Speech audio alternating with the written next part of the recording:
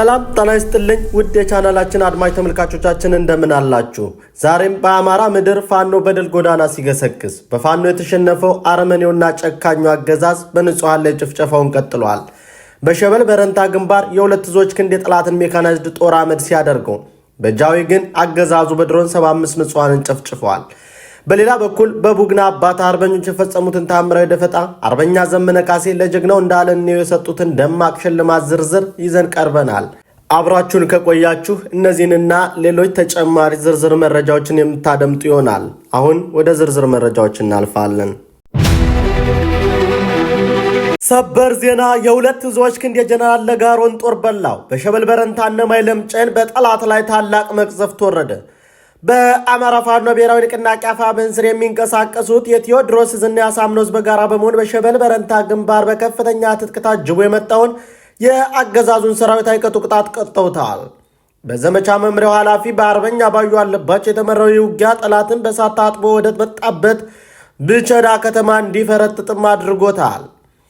በጠላት 6ኛ አዝ ምክትል አዛዥ ጀነራል ለጋሮ የተመራውና መድፍ ዙ 23 እንዲሁም ሞርተሮችን ያሰለፈው የጠላት ጦር ከሌሊቱ 10 ሰዓት ከ09 ጀምሮ በሸበል አራጤና ቁጥቋጦ አቅጣጫ ከፍተኛ ጥቃት ከፍቶ ነበር። ጠላት በነማይለምጨን አካባቢ በርካታ የመድፍ አሩሮችን በሞሮሪ ወገን ይዞታን ለማስለቀቅ ቢሞክርም የፋኖን ብርቱ ለበስ መከላከያ ሊበሳ አልቻለም። የአሳምነው ዛዝ የዘር ያዕቆብ አንደኛ ኮርናዶ ክፍለ ጦርና የቴዎድሮስ 64ኛ ክፍለ ጦር በጋራ በወሰዱት የመልሶ ማጥቃት እርምጃ በጠላት ላይ ከፍተኛ ጉዳት ደርሷል። 28 እግረኛ የጠላት ወታደሮች ከወዳኛው ተሸኝተዋል። 13 የጠላት ወታደሮች በጽኑ ቆስለዋል። ምንም አይነት ጉዳት ሳይደርስበት ውጊያውን በድል አጠናቋል። ጠላት በውጊያ ሽንፈት ሲገጥመው በቁጭት የመድፍና የሞርተር ጥይቶችን ወደ አርሶ አደር መንደር በመተኮስ የመኖሪያ ቤቶችንና የቤት እንስሳት ላይ ጉዳት አድርሷል። በመጨረሻም ጨለማን ተገን በማድረግ አስከሬኑን እየለቀመ ወደ ብቸና ከተማ ሸሽቷል ብለዋል። በቡግና ወረዳ 3 ካሶን የጠላት ጦር በደፈጣ ተገረፈ። አባት አርበኞችም ታሪክ ሰሩ። በአማራ ፋኖ ብሔራዊ ንቅናቄ አፋብን ምስራቅ አማራ ቀጠና ምኒልክ ስር የሚንቀሳቀሱት የቡግና ወረዳ አባላት አርበኞች በላሊበላና አይና ቡግና መካከል በሚገኝ ጃሮ ወንዝ ላይ በጠላት ላይ በፈጸሙት መብረቃዊ ደፈጣ አንጸባራቂ ድል ማስመዝገባቸው ተረጋገጠ።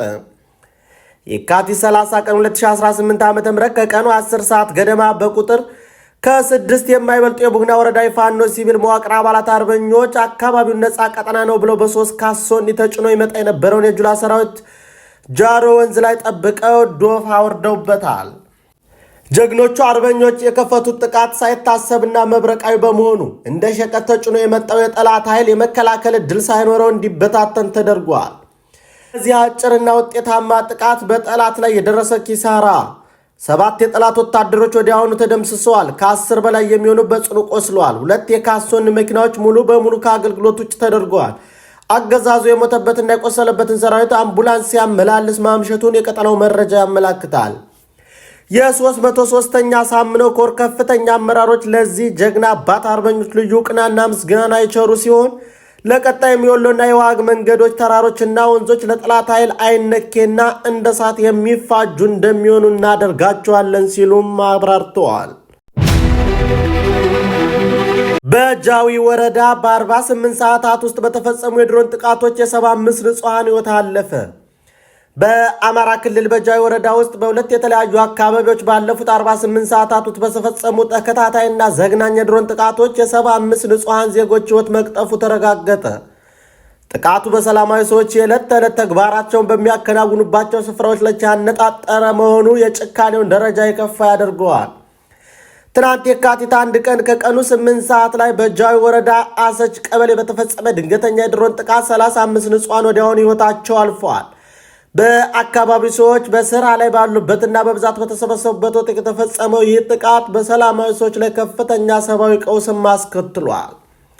ዛሬ ደግሞ በወረዳው ዋና ከተማ ፈንድቃ ላይ በተመሳሳይ ሁኔታ በተፈጸመ ጥቃት 40 ንጹሃን መገደላቸውን የዓይን እማኞች አረጋግጠዋል። በጥቃቱ በርካታ ሰዎች የቆሰሉ ሲሆን የመኖሪያ ቤቶችና የንግድ ተቋማት መውደማቸው ተነግሯል። የቆሰሉ ሰዎች ቁጥር ከፍተኛ በመሆኑ የሟቾች ቁጥር አሁንም ሊጨምር እንደሚችልም ተነግሯል። በጃዊ ወረዳና አካባቢ የሚገኙ ነዋሪዎች በከፍተኛ ድንጋጤና ስጋት ውስጥ ይገኛሉ። በአካባቢው ያለው የኮሙኒኬሽን መቆራረጥ መረጃዎችን በፍጥነት ለማግኘት አስቸጋሪ ቢያደርገውም የዓይን እማኞች የደረሰው ሰብአዊ እልቂት እጅግ አሳሳቢና የሚዘገንን መሆኑን ለአሻራ ሚዲያ መግለጻቸውን አመላክቷል። የጅጋው ጀግና እንዳለ እንየው በአርበኛ ዘመነ ካሴ ተሸለመ። ከንቲባውና የጸጥታ ዘርፉን መጥቶ ለመጣው ጀግና ደማቅ አቀባበል ተደረገለት። በአሁኑ ወቅት የአገዛዙን የጥፋት መዋቅር ከውስጥ በመበጠስና ለህዝብ ወገንተኝነታቸውን በተግባር በማሳየት ፋኖን የሚቀላቀሉ ጀግኖች ቁጥር እየጨመረ ይገኛል።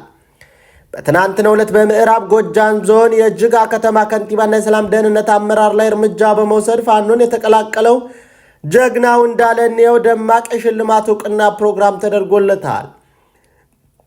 እንደ ቴዎድሮስ 109ኛ ኮር መረጃ ግለሰቡ እርምጃ የወሰደባቸው አመራሮች ለአገዛዙ በሆዳቸው በማደር ህዝብን ሲያስጨፈጭፉ፣ ሴቶችን ሲደፍሩ፣ ባለሀብቶችን ሲዘርፉና ወጣቶችን አፍነው ለግዳጅ ውትድርና ሲልኩ የነበሩ ናቸው።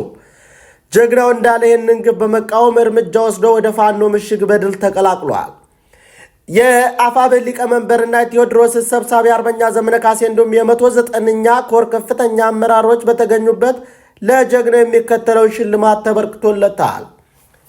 ከአርበኛ ዘመነ ካሴ የጀግንነት ዕውቅና ሰርተፍኬት የ50 ሺህ ብር እንዲሁም ከቴዎድሮስ 109ኛ ኮር ተጨማሪ 50 ሺህ ብር፣ ከ77ኛ ክፍለ ጦር 2 የክላሽንኮቭ ጠመንጃዎች በማበረታቻነት ተሰጥተውታል። ይህ የሽልማት ፕሮግራም በአገዛዙ መዋቅር ውስጥ ሆነው ለህዝባቸው የሚቆረቆሩና ወዳቸውን አምላክ ካደረጉ አመራሮች ጋር የሚታገሉ ውስጥ አርበኞች ትግላቸውን እንዲያፋጥኑትና ወደ ወገናቸው እንዲቀላቀሉ ትልቅ ማበረታቻ እንደሚሆንም ተገልጿል። ውድ የቻናላችን ተከታታዮች አዳዲስና ወቅታዊ መረጃዎች እንዲደርሳችሁ ቻናላችንን ሰብስክራይብ እያደረጋችሁ የደወል ምልክቷን በማብራት ኖቲፊኬሽን እንዲደርሳችሁ አድርጉ። ቪዲዮውን ላይክ እና ሼር በማድረግ መረጃዎችን ለሁሉም ተደራሽ አድርጉ። እናመሰግናለን።